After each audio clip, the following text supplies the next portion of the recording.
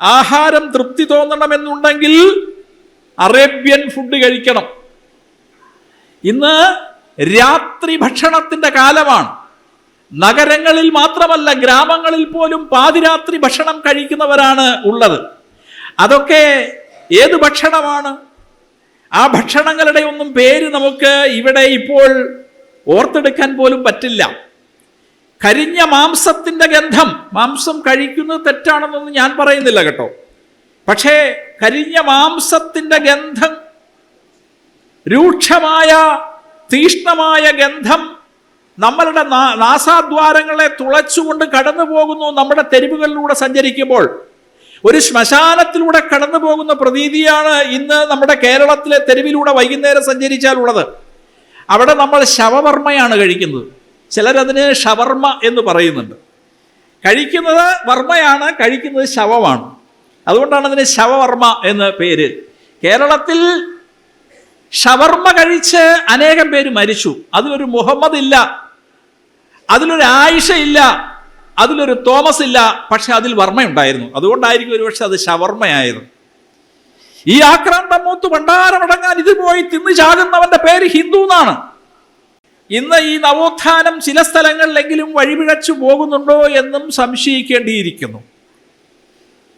ഈ കഴിഞ്ഞ ദിവസം ഒരു അമ്പലപ്പറമ്പിൽ വേടന്റെ ആട്ടവും പാട്ടും കൂത്തും ഉണ്ടായിരുന്നു എന്നാണ് ഞാൻ അറിഞ്ഞത്. ആള് കൂടാൻ വേണ്ടിയിട്ട് വേടന്റെ പാട്ട് വെക്കാൻ തയ്യാറാകുന്നവർ ഒരുപക്ഷെ ആള് കൂടാൻ വേണ്ടിയിട്ട് കാബറെ ഡാൻസും നമ്മുടെ അമ്പലപ്പറമ്പിൽ വെക്കും. വേടനോട് എനിക്ക് വ്യക്തിപരമായ വിരോധമൊന്നുമില്ല. പക്ഷേ വേടന്റെ പാട്ട് എന്ന് പറയുന്നത് ജാതി ഭീകരവാദം പ്രചരിപ്പിക്കുന്ന, വിഘടനവാദം പ്രചരിപ്പിക്കുന്ന സാഹിത്യത്തെ നമ്മുടെ വളർന്നു വരുന്ന തലമുറയിലെ മനസ്സിലേക്ക് വിഷം കുത്തിവെക്കുന്ന കലാഭാസമായി അങ്ങനെ അരങ്ങുവാഴുകയാണ്. വേടൻ എന്ന് പറയുന്ന കലാകാരന്റെ പിന്നിൽ ശക്തമായ സ്പോൺസർ ശക്തികളുണ്ട്. സൂക്ഷ്മമായി പഠിച്ചാൽ അത് ഈ രാജ്യത്തിന്റെ വിഘടനം സ്വപ്നം കണ്ട് കഴിയുന്ന തമോമയ ശക്തികൾ അയാളുടെ പിന്നിലുണ്ട് എന്ന് കൃത്യമാണ്. അത്തരം കലാഭാസങ്ങൾ നമ്മളുടെ നാലമ്പലങ്ങളിലേക്ക് കടന്നു വരുന്നതിനെ ചെറുത്തു തോൽപ്പിക്കാൻ നമുക്ക് കഴിയേണ്ടതാണ്. ആഹാരം തൃപ്തി തോന്നണമെന്നുണ്ടെങ്കിൽ അറേബ്യൻ ഫുഡ് കഴിക്കണം. ഇന്ന് രാത്രി ഭക്ഷണത്തിന്റെ കാലമാണ്. നഗരങ്ങളിൽ മാത്രമല്ല, ഗ്രാമങ്ങളിൽ പോലും പാതിരാത്രി ഭക്ഷണം കഴിക്കുന്നവരാണ് ഉള്ളത്. അതൊക്കെ ഏത് ഭക്ഷണമാണ്? ആ ഭക്ഷണങ്ങളുടെ ഒന്നും പേര് നമുക്ക് ഇവിടെ ഇപ്പോൾ ഓർത്തെടുക്കാൻ പോലും പറ്റില്ല. കരിഞ്ഞ മാംസത്തിന്റെ ഗന്ധം. മാംസം കഴിക്കുന്നത് തെറ്റാണെന്നൊന്നും ഞാൻ പറയുന്നില്ല കേട്ടോ.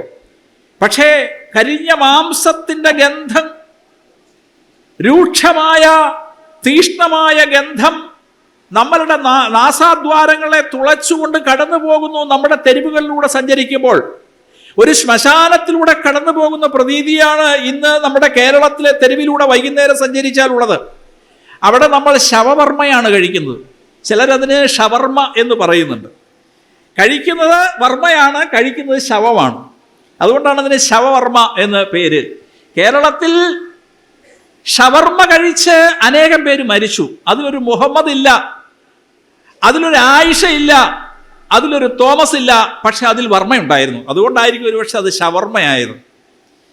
ഈ ആക്രാന്തം മൂത്ത് ഭണ്ഡാരമടങ്ങാൻ ഇത് പോയി തിന്നു ചാകുന്നവന്റെ പേര് ഹിന്ദു എന്നാണ്. ഇന്ന് ഈ നവോത്ഥാനം ചില സ്ഥലങ്ങളിലെങ്കിലും വഴിപിഴച്ചു പോകുന്നുണ്ടോ എന്നും സംശയിക്കേണ്ടിയിരിക്കുന്നു. ഈ കഴിഞ്ഞ ദിവസം ഒരു അമ്പലപ്പറമ്പിൽ വേടന്റെ ആട്ടവും പാട്ടും കൂത്തും ഉണ്ടായിരുന്നു എന്നാണ് ഞാൻ അറിഞ്ഞത്. ആള് കൂടാൻ വേണ്ടിയിട്ട് വേടന്റെ പാട്ട് വെക്കാൻ തയ്യാറാകുന്നവർ ഒരുപക്ഷെ ആള് കൂടാൻ വേണ്ടിയിട്ട് കാബറെ ഡാൻസും നമ്മുടെ അമ്പലപ്പറമ്പിൽ വെക്കും. വേടനോട് എനിക്ക് വ്യക്തിപരമായ വിരോധമൊന്നുമില്ല.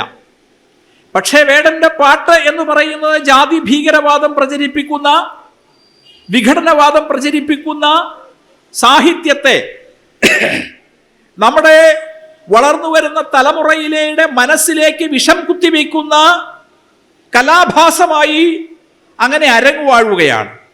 വേടൻ എന്ന് പറയുന്ന കലാകാരന്റെ പിന്നിൽ ശക്തമായ സ്പോൺസർ ശക്തികളുണ്ട്. സൂക്ഷ്മമായി പഠിച്ചാൽ അത് ഈ രാജ്യത്തിന്റെ വിഘടനം സ്വപ്നം കണ്ട് കഴിയുന്ന തമോമയ ശക്തികൾ അയാളുടെ പിന്നിലുണ്ട് എന്ന് കൃത്യമാണ്. അത്തരം കലാഭാസങ്ങൾ നമ്മളുടെ നാലമ്പലങ്ങളിലേക്ക് കടന്നു വരുന്നതിനെ ചെറുത്തു തോൽപ്പിക്കാൻ നമുക്ക് കഴിയേണ്ടതാണ്.